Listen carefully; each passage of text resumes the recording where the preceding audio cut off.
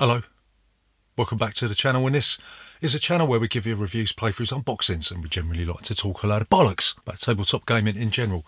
And in this video we're going to be beginning our countdown of our top 100 board games of all time. This is going to be number 100 down to number 91. I can't believe that another year has flown by. Doesn't time fly when you're having fun, right? We're going to do 10 games every 3 or so days, so that when we get to Christmas Day on the 25th of December, we'll be able to wrap that up with an extra special video for you, right? The way that we put this list together is that I went round all my collection, wrote down every single fucking game that I had, which took about 3 weeks to do, and then I grouped each game into a set. I had a 10-star game, a 9-star game, 8-star game, 7-star game, blah, blah, blah, blah. You get the idea, right? And then what I did, I started in the top 10. I pushed games out of the top 10 into the top 20, into the top 30, until all the other games got pushed off the list, and I ended up with 100 games. So if your favourite game ain't on this list, there's 2 reasons why it ain't on here. Because A, I ain't played it, or B, it's shit. So let's crack on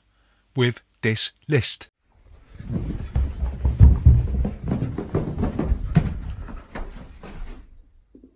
Bollocks.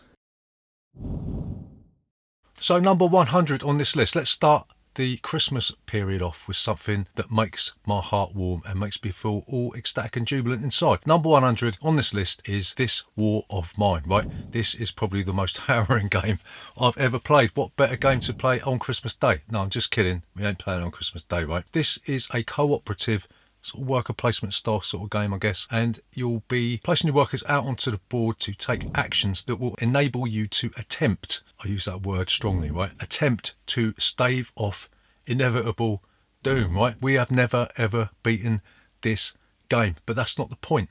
The point of this game is to experience the agony of trying to survive. That's what you play it for. There's other games like this, like Robinson Crusoe, but this one is pretty good because it's sort of like a story-driven game. You've got like a book that gives you references that add flavour to the game, right? So yeah, number 100, This War of Mine. Not really a Christmas game, but then Die Hard ain't a Christmas movie, is it? Eh? So number 99 on this list is a game that sees you trying to create a big fuck-off painting in the middle of the floor, or is it the ceiling? This game is Fresco.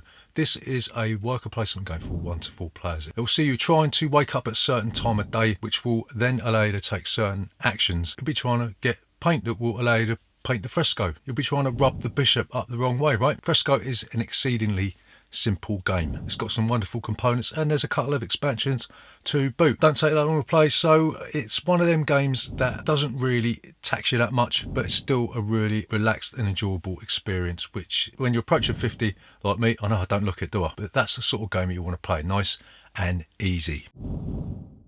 So number 98 on this list is a dexterity game that sees you trying to chuck dice onto a target to kill monsters. This game is Dungeon Fighter. Like we said, you'll be throwing these custom dice onto this big massive target, and that will allow you to damage monsters. But the game doesn't stop there, right? When you're trying to fight monsters or use certain special weapons, you'll have to chuck the dice in certain strange ways. You might have to get somebody to hold your wrist while you are throwing the dice. You might have to jump up and spin round and then chuck the dice. You might have to do it with your eyes closed. You might have to do it with a finger at your bum. Yeah, that's it. That's in one of the expansions. Dungeon Fighter is exceptionally difficult, right? It is really, really hard to do. We played a house rule where you get 1 or 2 practice shots, but that doesn't detract from the fact that this is a raucous fun. When you actually do connect and you do actually do some damage, then the whole room erupts, and that is worth the price of admission alone. It's just been reprinted into 2 standalone games. They tried to eke as much money out of their stupid Kickstarter backers as they could, but we've got the original version with all the expansions. We don't need to be fleeced out of any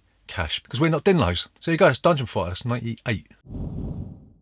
So number 97 on this list is a game that keeps coming in and out of print. Some people say this was drawn by a 2-year-old. It's Roads and Boats. In this game, it will see you take your donkey, for starters, and you'll be trying to expand your empire by getting geese and all sorts of other commodities. You'll be building roads and you'll be building boats. It's a funny old thing, isn't it? One of the novel things about this game is that the tiles are covered with a sheet of this sort of perspex sort of stuff, or acetate if you want to be technical. Don't be technical. And you'll be drawing the roads on the acetate with a marker pen, right? You'll also be contributing to building this really odd sort of wonder, right? This game is sort of par for the course with Splotter. It looks like complete and utter dog shit like a lot of their games, but it is a massive brain burner. It takes quite a long time. There's different scenarios and all that sort of stuff. There's an expansion called etc. And yeah, we really do like Roads and Boats. It's quite expensive, but is it worth the money? Probably not, but we still like it nonetheless. All right.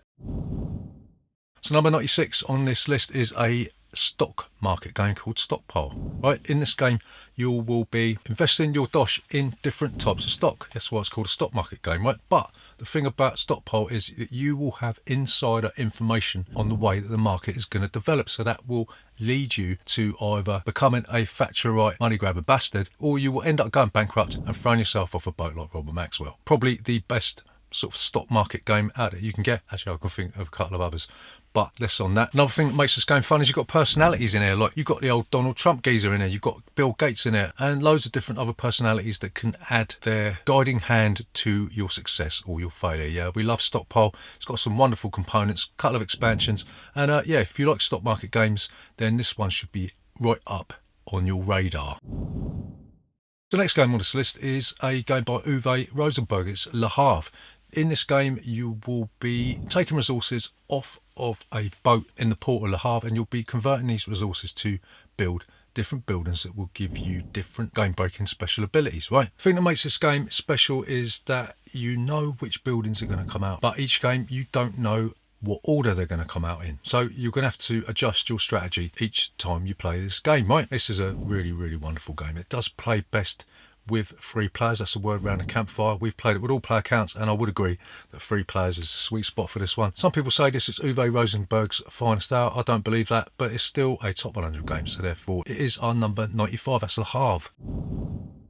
Number 94 on this list is another Euro style game. It's the Voyages of Marco Polo. In this game, you'll be sending your little workers out into the trade routes in the Far East and around India, and you'll be controlling them by rolling different dice. Whatever you roll on the dice gives you access to different things. You might be able to trade the dice in to get camels, you might be able to visual favour, or you might be able to get contracts that you can fulfill that will give you lucrative amounts of money, victory points, and all that sort of thing, right? The thing that blows my mind with this game is that everybody has got access to a personality that has a monumental game-breaking special ability. Every time we play this game, I look at the one that I've picked and I look at everyone else's, I think, bloody hell, I wish I had that one. And they're doing exactly the same thing to me, right? So we love Marco Polo. The aesthetics of this game are really nice. It looks like you're actually being buried alive in sand, right? But there's no ice cream in this game. That's one of the bummer things about it. Going back, Marco Polo should come with free ice cream, but it don't. So that's why it's number 94.